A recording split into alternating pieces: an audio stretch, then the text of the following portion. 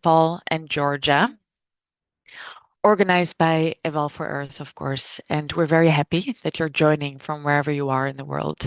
So first of all, many thanks, of course, to EvalforEarth for organizing these important sessions for all us practitioners to unite and discuss opportunities and challenges in our work.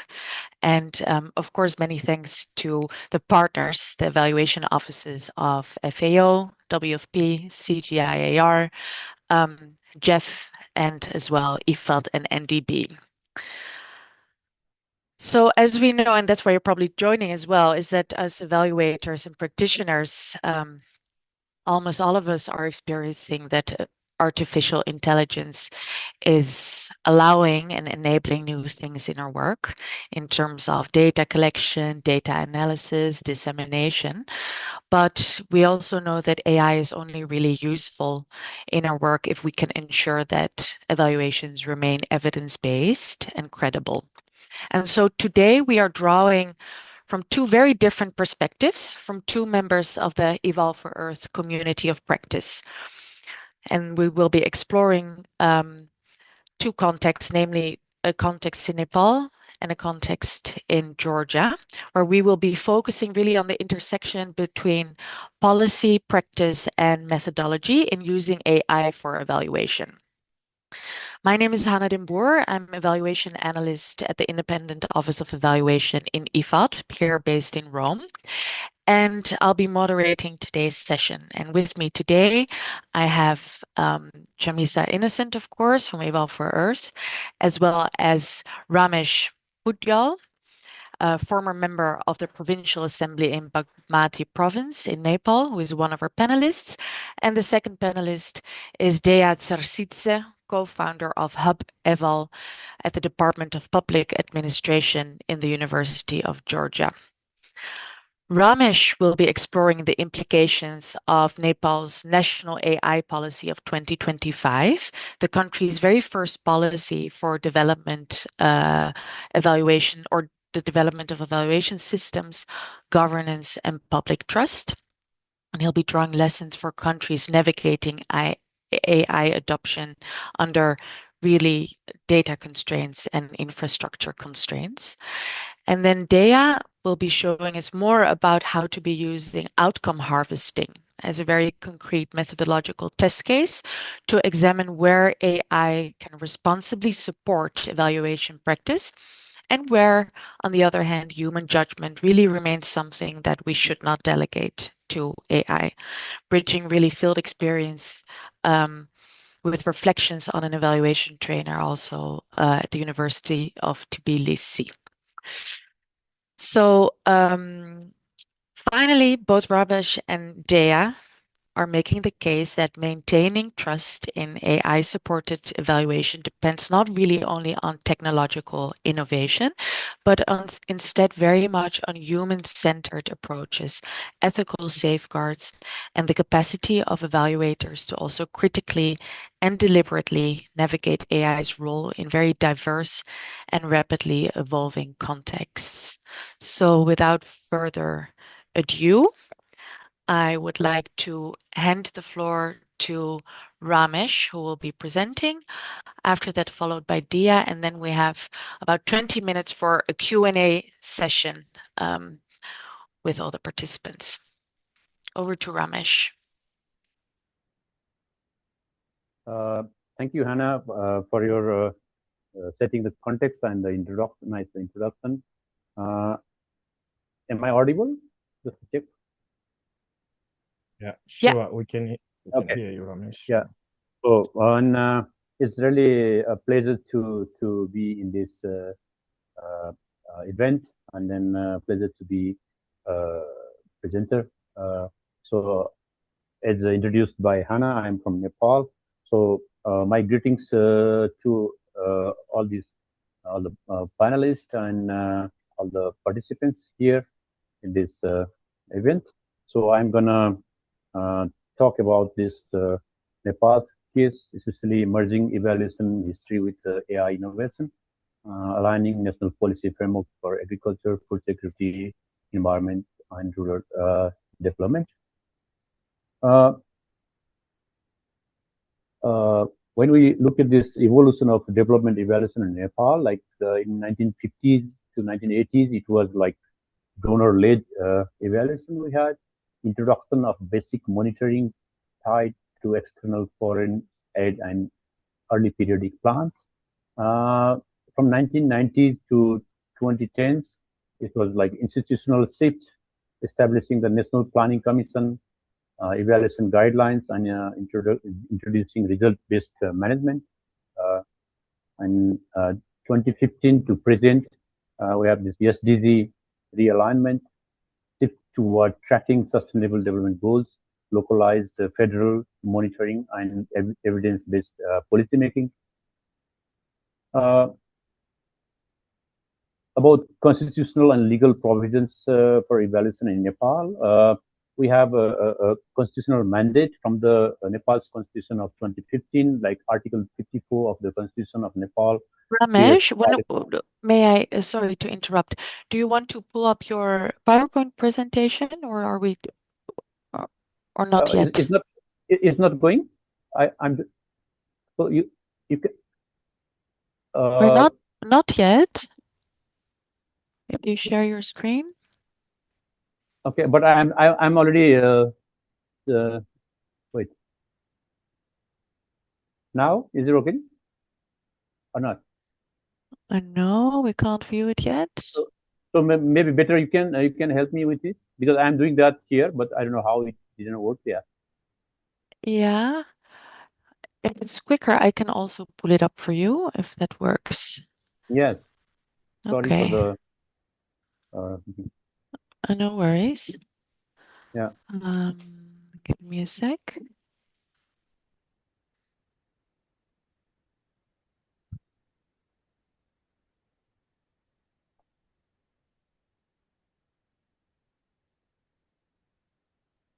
Okay.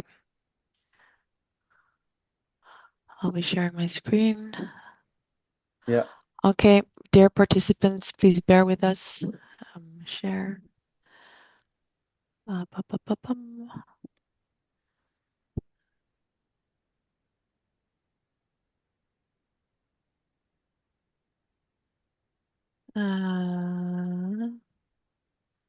Sorry.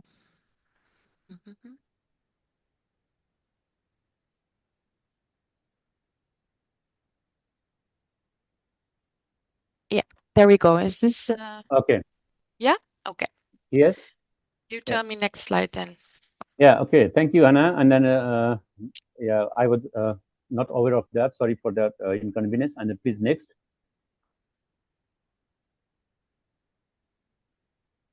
Yes, I explained it about this evolution of this development evaluation in Nepal. And next, please.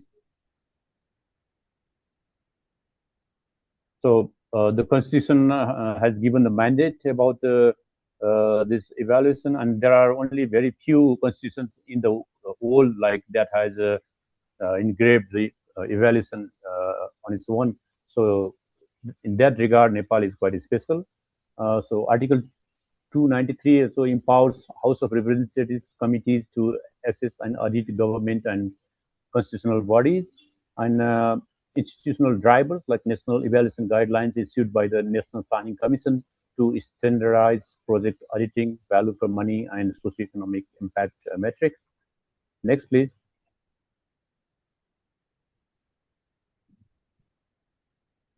And then we have this kind of landmark Monitoring and Evaluation Act that was enacted by the Parliament in 2024, the first dedicated legal enactment, like certified on March 29, 2024, making a transition from operational guidelines to mandatory legislative law. And mandatory institutional integration integrates Yemeni as a compulsory function within every ministry, department, division, and public project across the three tiers of governance. And consequence and the penalties legally ties evaluation outcomes to project managers, performance reviews, and enforce strict penalties and negligence or false reporting. Technology and inclusion driven, like mandates the use of digital data collection system and establishes inclusive participatory evaluation mechanism involving broad public stakeholders. Next, please. To talk about the national AI policy, like Nepal only got recently the policy. It's in 2025. It's officially approved by the cabinet of the government, and the strategic intent is positioning Nepal as an ethical, secure, and inclusive AI hub tailored to a knowledge-based economy and foundational tech lineage like builds upon the Digital Nepal Framework 2019 and the National Cybersecurity Policy 2023. Next one, please.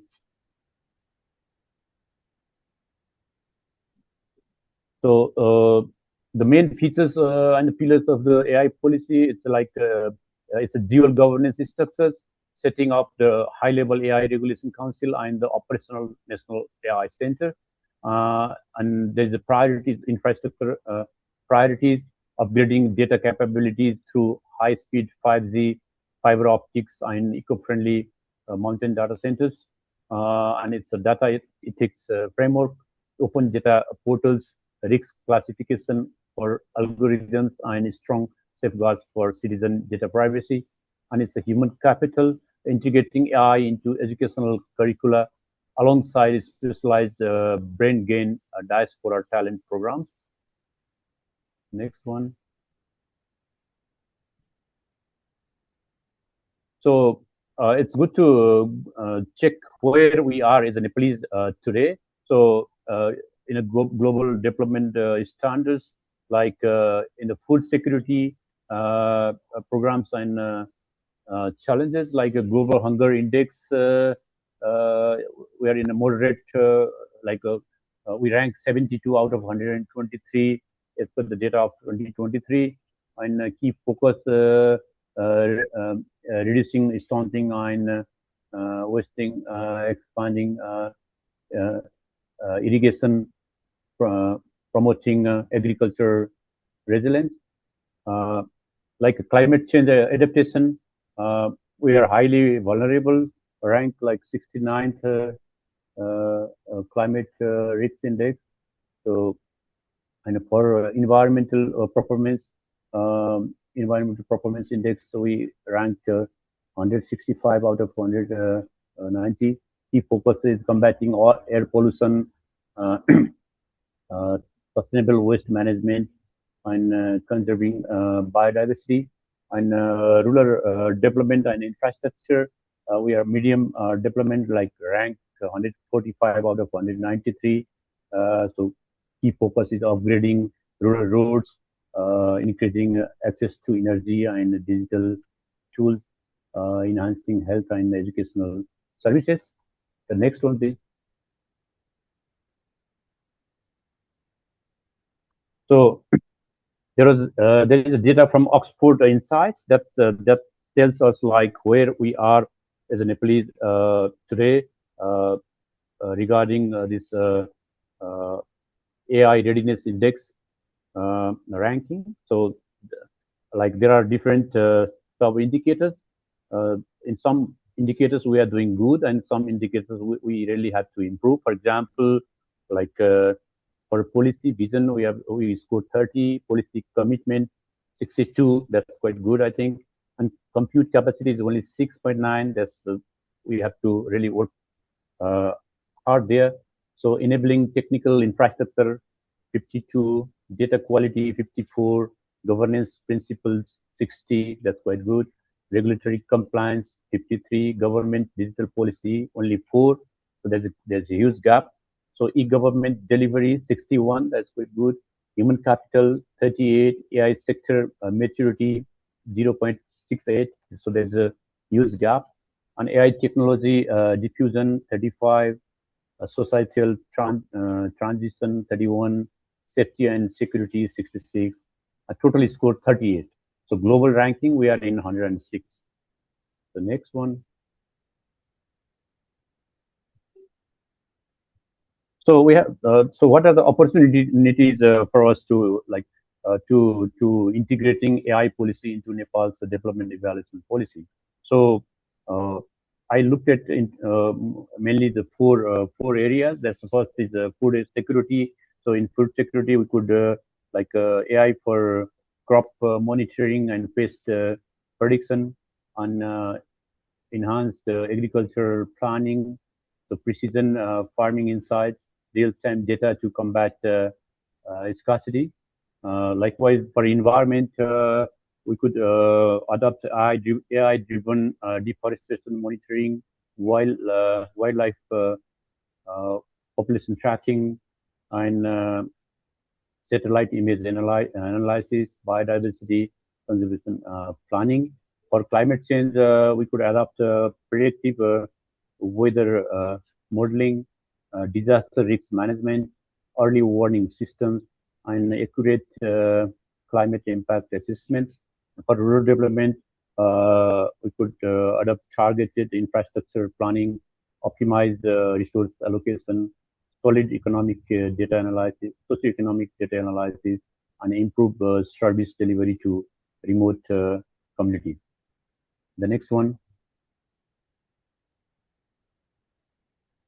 So these are the opportunities. So, and I put kind of challenges, or let's say our current scenario, and then the opportunities there. So I thank you all for your attention, and then I'll come back to you later on when there is questions and then discussion session. So namaste.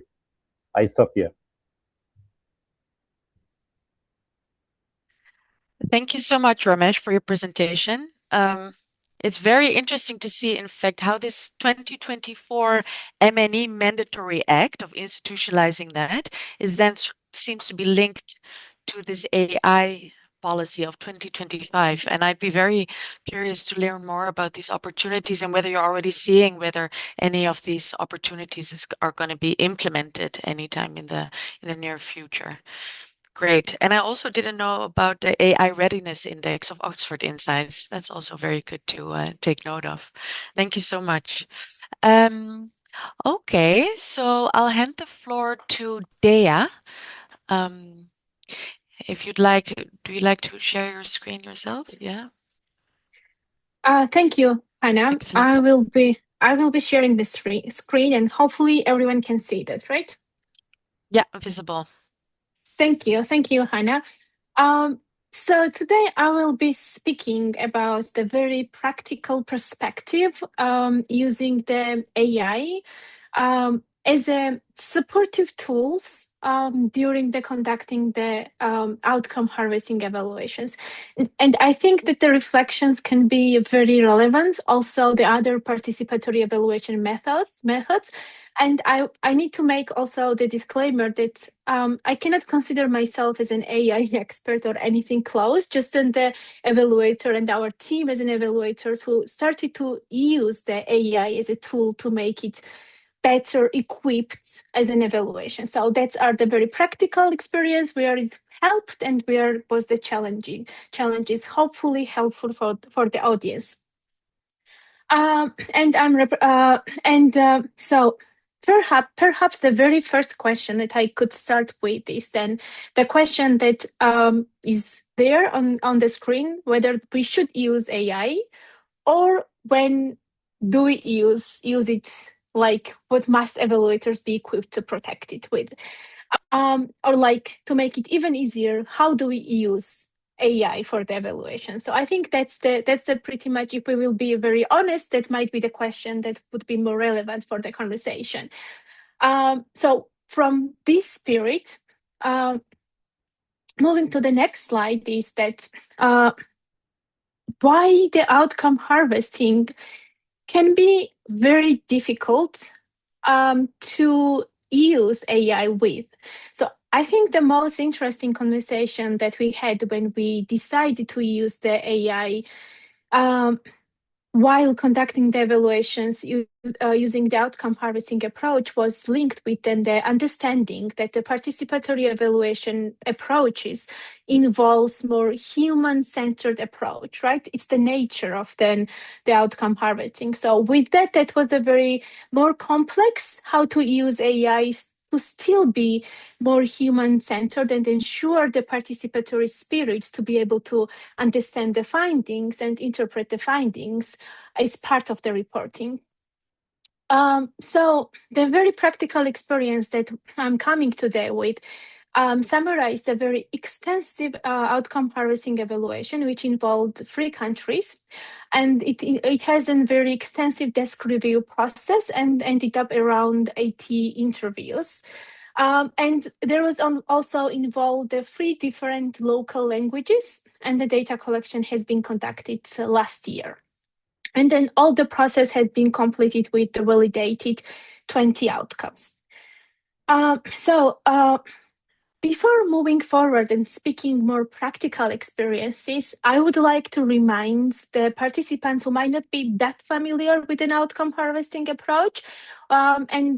Just as you can see on the slide, there are the 6 different elements that are very important to follow up when you are doing the outcome harvesting, which starts with the designing the harvest as a methodology, and also the very complex and heavy step, which is actually to review the documentation and being able to harvest the preliminary outcomes that you are then going to validate, and then engage with the participants, then start the validation process, all the data collection, and analyze and interpret and prepare the final reports.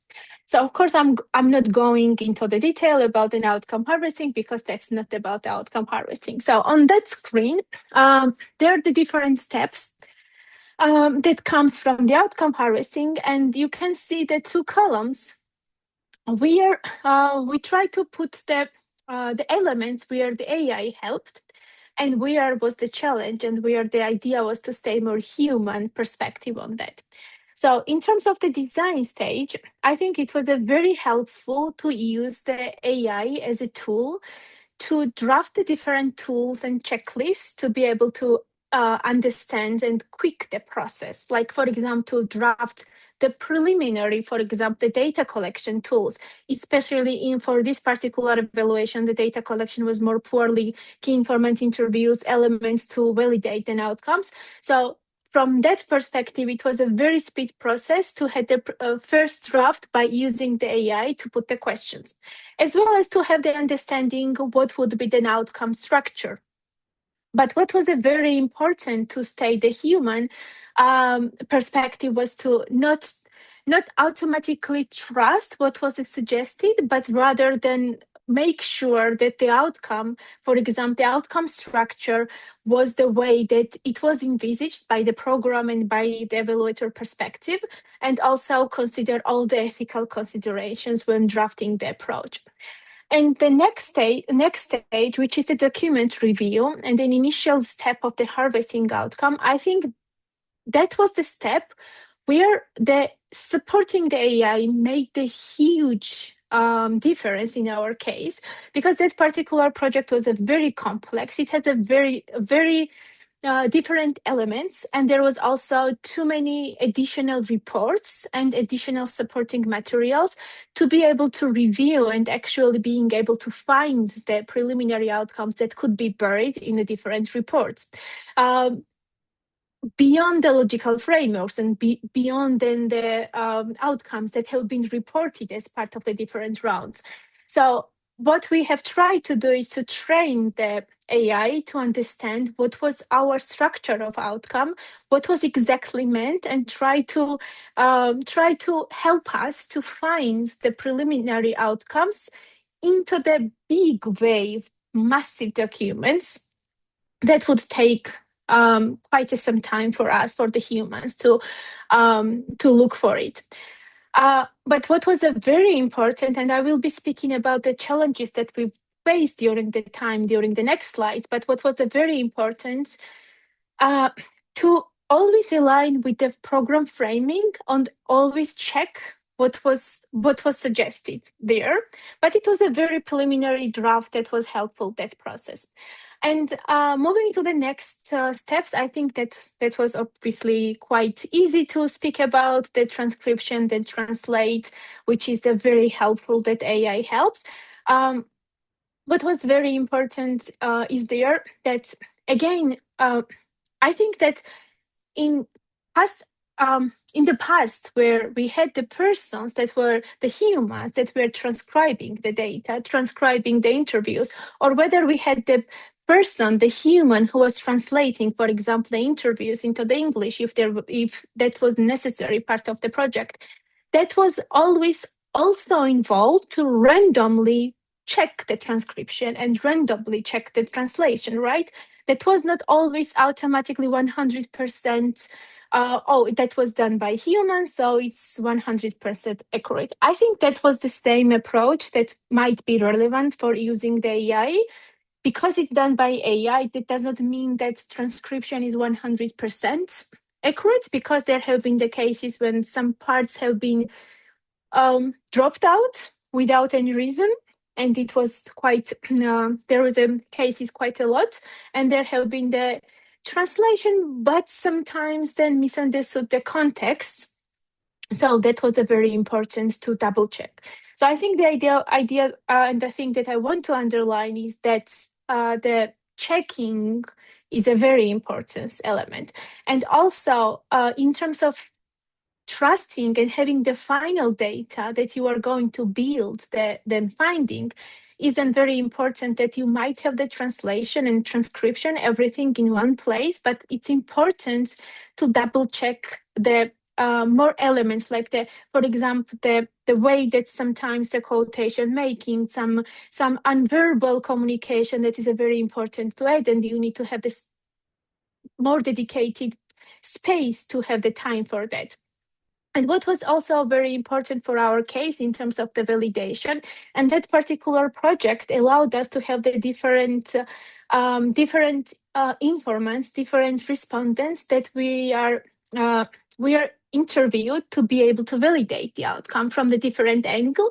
And AI was very helpful to create the track evidence map that was allowing to actually compare, oh, this outcome has been validated, that particular stakeholder, and has been also confirmed the different stakeholder that's supposed to confirm, for example, that the training was very helpful, but was that really helpful by the ones that might be receiving the service after the participant that participating in the training. So that attempt to have that track evidence map was very helpful in terms of kind of making easy to triangulate the data and being able to have then the confirmation of the evidence by the different participants.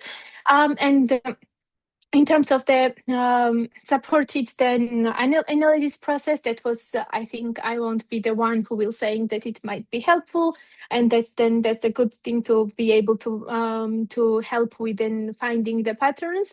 But I think in our case, the more heavy the process of helping the AI was before the analysis process, to be able to find the outcomes and to be able to transcribe, translate, and track the evidence. And that was the heavier process to be able to quick the outcome harvesting as an evaluation.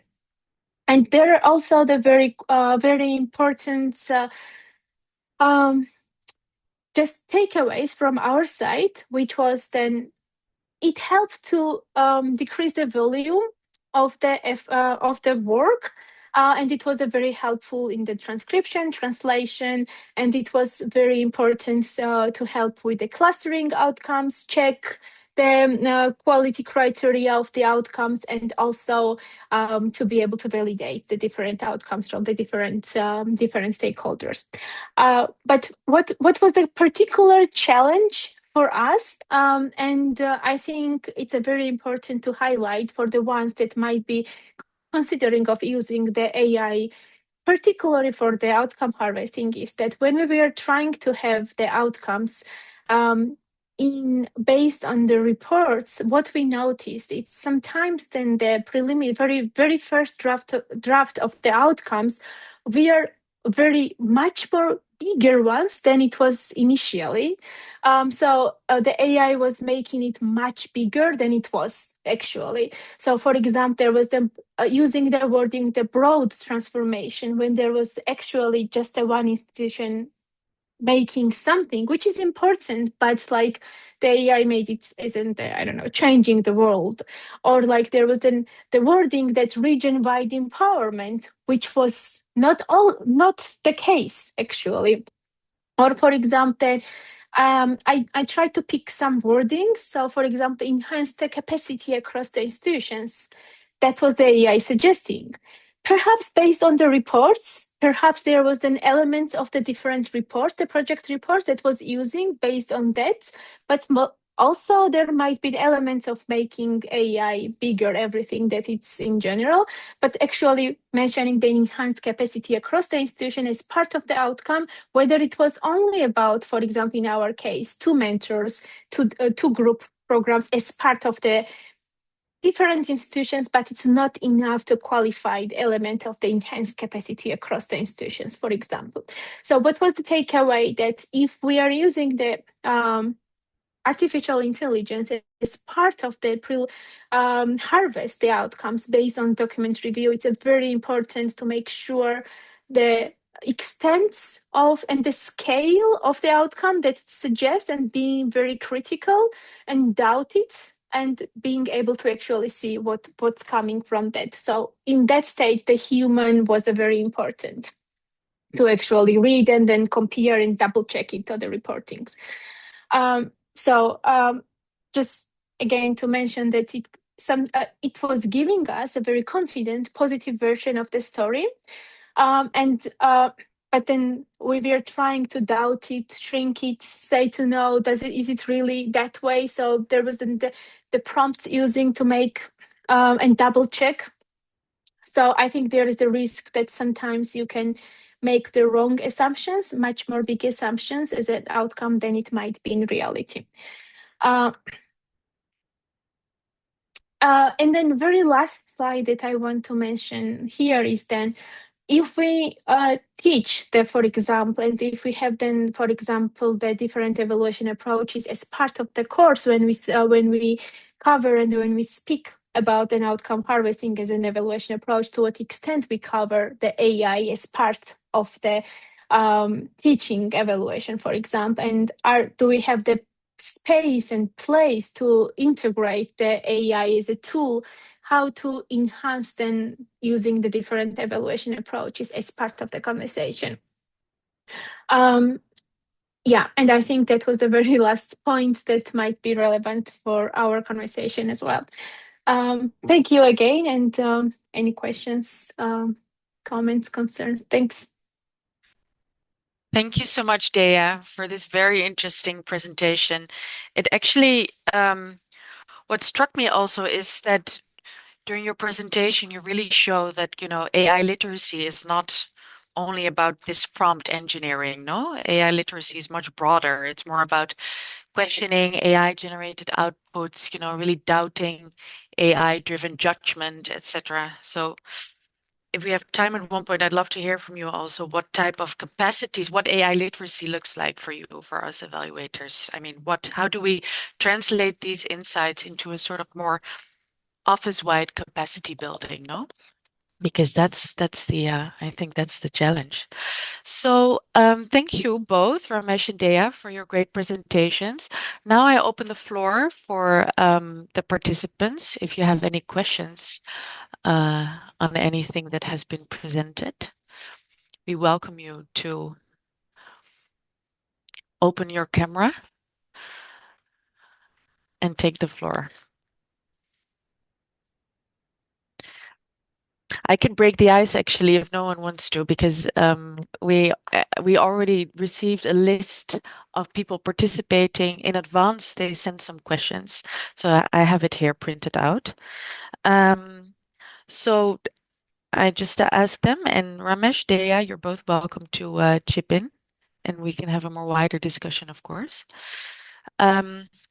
So here is someone who asked us, in AI-supported evaluations for rural development, how can evaluators distinguish real emergent outcomes from AI distortions in especially low resource and underrepresented contexts? So yeah, that is really about, I think, Dea, that's you. It's really about how to distinguish emergent outcomes and how to know whether something is AI distorted. It's of course always important to validate, but on the other hand, you have to make a sort of like cost effectiveness understanding of, okay, AI makes analysis more efficient. If we're now going to validating each and every output, that may as well become very inefficient, and then we we can skip AI altogether and just do it manually, no? So how to, especially in a low resource and underrepresented context, if there are emergent outcomes, how do we see how can we evaluate whether there's AI distortion there?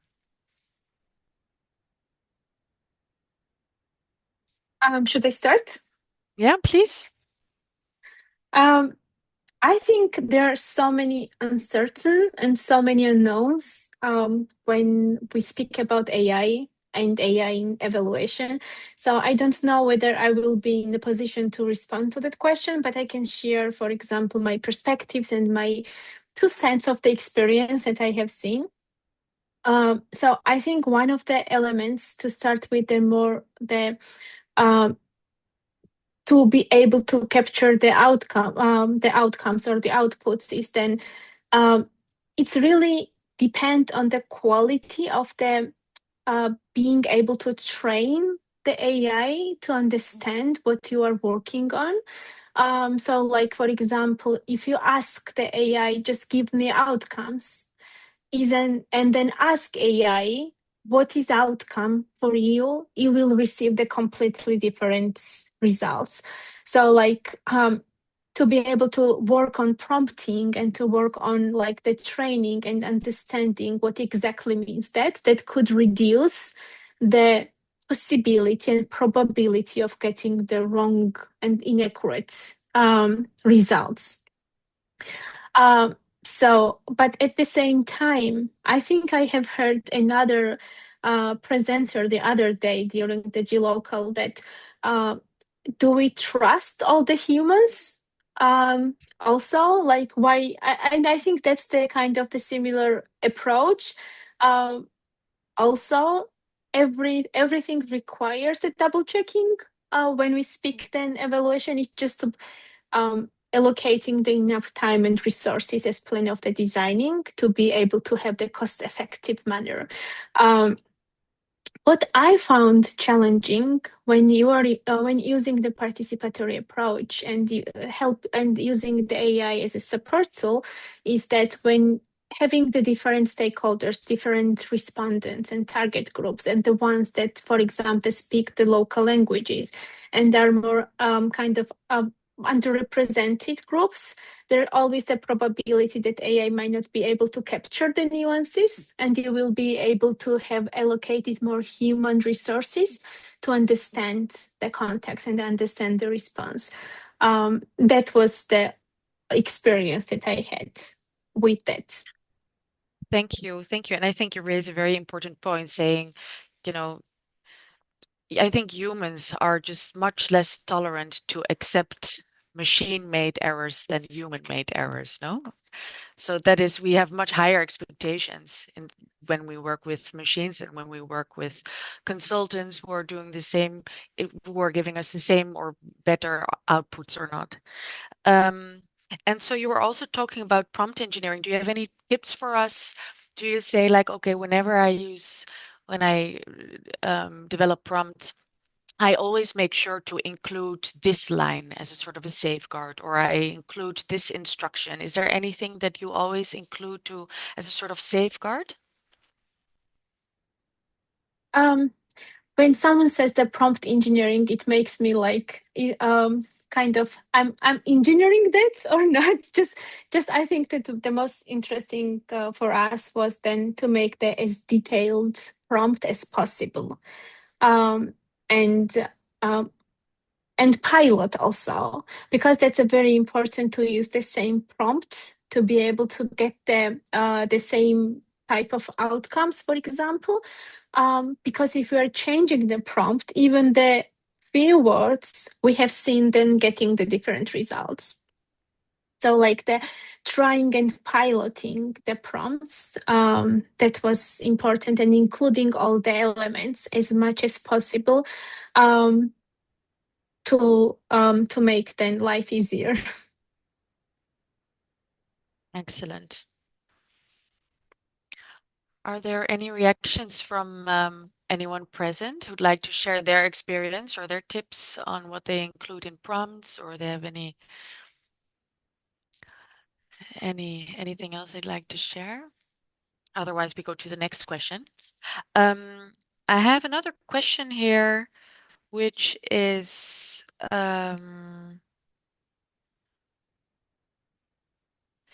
which is similar, which is on how did the teams of the presenters manage language, local context, and stakeholder voice?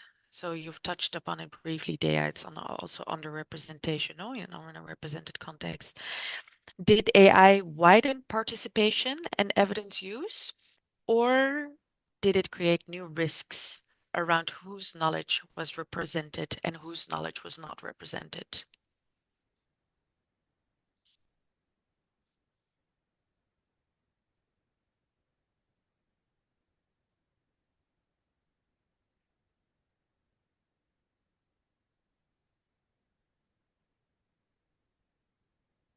Shall I say something? Yeah, please.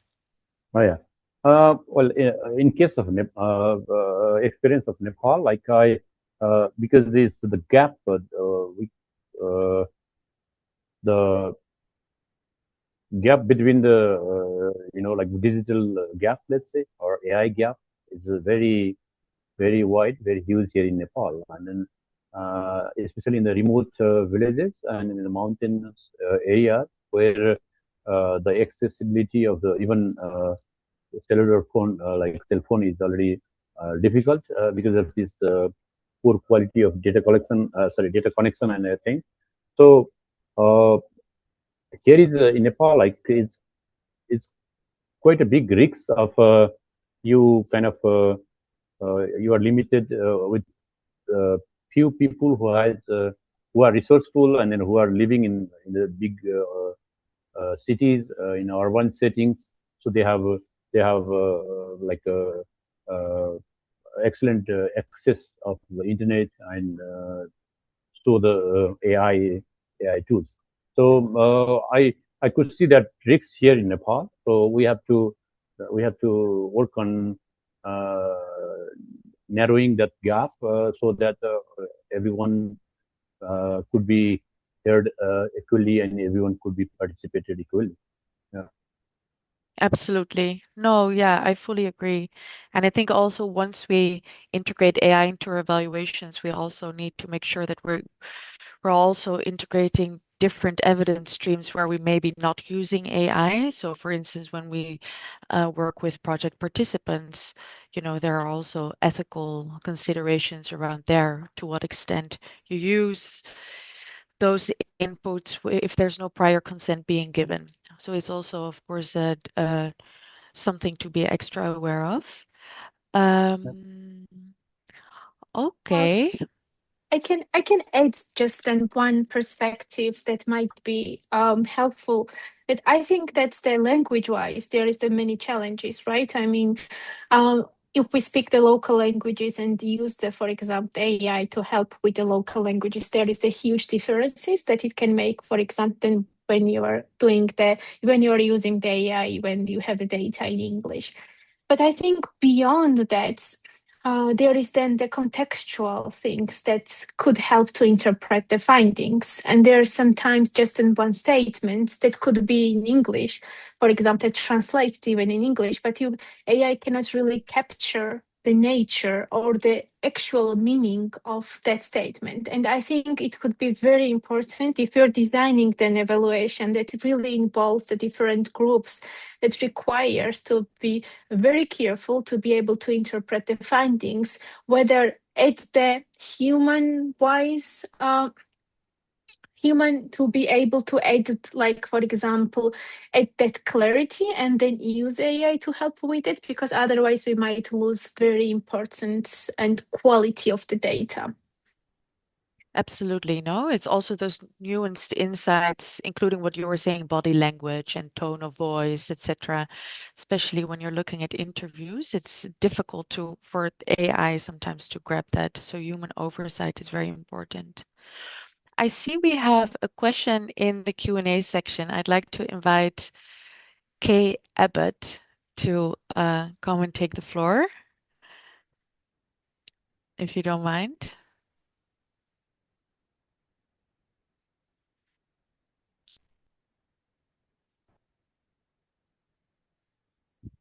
I know I also like asking questions in the Q&A section, but we'd be very happy to have you come participate.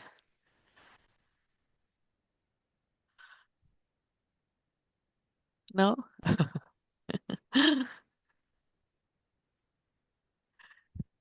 Okay. That's okay. Okay, I'll read the question then, yeah? Okay. Kay Abbott is asking in the Q&A section, have you tried comparative methods, the evaluation without AI compared to the same evaluation with AI, and what were the differences?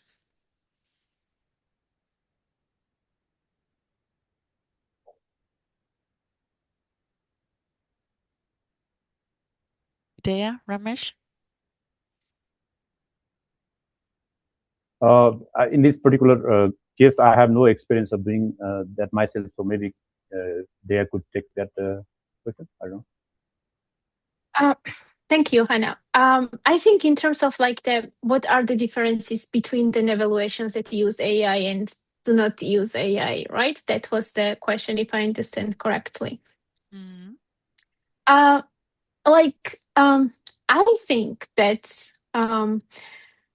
I think that AI is the tool to support the evaluation process.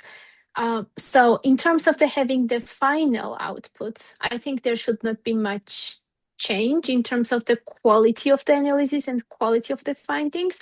I think the perspective is to just make the process easier. That's one dimension. But at the same time, like for example, the case that I was speaking about earlier, I believe, or I feel, maybe that would be the more accurate, that using the AI helped to navigate a lot of documents much more easily than our team could do. So that makes me to feel that we had a better coverage rather than humans could do, going over the hundred of pages of the reports and looking for the outcomes there.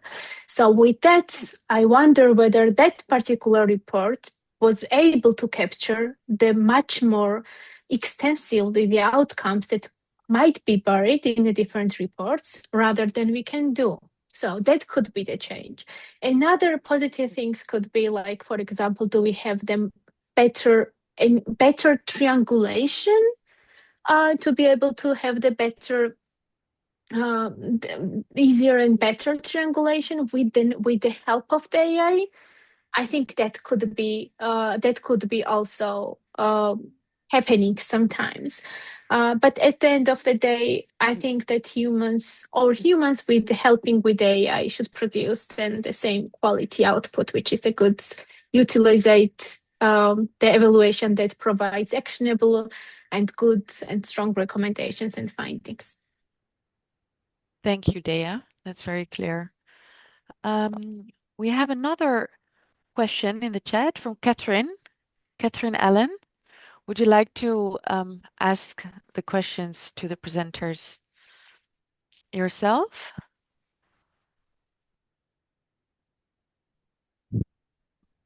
Hello, can you hear me? Yes, great. Hello, hi. It's quite a long one, so just making it brief. I think it's about how do we communicate the use of AI to our clients. So I agree with what you were saying, Dee, from my own experience about the value it's brought in terms of helping deal with much more complexity, particularly around documents. That's certainly where I've had value from it. But you do need to communicate openly with the client about how you're using it. And I've found that sometimes a bit challenging because many people are very skeptical. So it's about how do you navigate the relationship with the client and the participants and stakeholders who are part of the evaluation, to help them understand the potential value and reassure them around concerns around kind of ethics and judgment and things like that. What's your experience? Very good and relevant question. Yeah, Ramesh, Yeah. please. Okay, thank you, Catherine. And then I just want to respond it. I would like to start it from the Nepal's experience. To be honest, like we have not been in that far already, because the AI is kind of a new thing for Nepal. I mean, you can imagine, like we have AI policy in place. It's less than 1 year now, and then even we don't have a legislature of the on the AI and how to use it. And then, of course, the policy says about ethical use of it, but then it has to be defined properly. And then what is ethical and what is unethical? So these sort of topics, I mean, it's very interesting for us, but as a country and as a ex-parliament member, I must tell you, like we are not, we haven't reached in that position yet, but I'm pretty much keen on learning it from the rest of the world, especially the developed world who are a bit ahead of this development. Thank you. Thank you. If I may, very quickly, also that experience the perspective and experience to the very important question is that I think that is quite a challenge so far, to be able to be open with the clients and the clients open to what extent can be used AI. But if we speak the accountability and transparency, that's very important to put it and then agree before using. And I think what has been a very important, when you are starting the evaluation, there is a very important stage, which is the inception phase and the inception report. And the inception report is actually the phase where you include all the details of the methodology and then design and everything that you are using. And that's exactly perhaps the place to use and to make it very specific, the way that we are using the AI. And agree with the clients that, for example, then the transcription will be used, that particular tool will be used for transcription, and perhaps that platform might be using for that purpose, and that might help to agree and understand and have then the consent of the ways that it could be used, because sometimes there might be also the ethical considerations. Sometimes the materials that we might be sharing with an AI might not be the ideal for the complexity of the project. So it might be very important to agree all the elements of that with an inception phase, but it remains very challenging. Thank you, Dea. I also think that's a good point indeed for expectation management and to include it in the methodological section. And indeed, it's not only that the immediate users need to be able to trust AI. What Catherine is also raising is also the partners you're working with. So you have to extend that trust in open communication and expectation management and show what risks you are seeing. Are you seeing any ethical risks, methodological risks, data risks, and how do you mitigate these, and have this open discussion about that. We have another question in the chat by Leila. Leila, would you like to ask your question to the panelists? Yes, thank you, Hannah.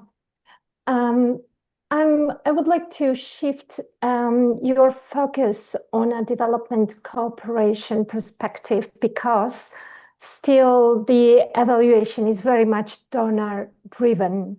And my question would be, considering the constraints to the development funding, how can AI be leveraged to improve the efficiency of evaluation without without the integrity of the evidence being undermined. Thank you. Thank you, Lena, for your question. Over to Ramesh. Thank you, Leila. It's a very relevant question, and then to me, like it looks like, I mean, let's think about the general development aid from the developed countries or bilateral or multilateral donors to the developing country. I mean, lately, like you rightly said, like it's becoming more constrained. So that has a very huge impact in the recipient countries. So I think the same goes with this AI in evaluation also, because we know like the AI is there, but there's no nothing as a free meal. You know, like you have to pay for the proper or like authentic version of the AI, and then when it creates the disparity between the countries who can afford and who can't. So there is clearly a gap in that case. So in my view, like having not able to afford these AI tools will definitely impact the evaluation process. Thank you. Thank you so much, Ramesh. So with that, we've come to the end of this session. I'd like to thank the speakers, the panelists, as well as all participants for joining us today. And in case you're not an EvalforEarth Community of Practice member yet, please come and join us. It's free to join. We have a multilingual platform, provides a really collaborative space, not only amongst evaluators and researchers, but also policymakers to share insights, develop capacities, and as we discussed today, also more to promote ethical practices. So thank you once again for joining us today. This was a very, very fruitful discussion. And I'd like to point you also to this session, which is tomorrow, moderated by Innocent, and three panelists, three speakers joining also on the realm of AI ethics and the future of evaluation practice. So if you haven't signed up yet, please do so, and we look forward to seeing you there. Thank you. Okay, thank you. Bye bye, everyone. Thank you. Thank you. Bye.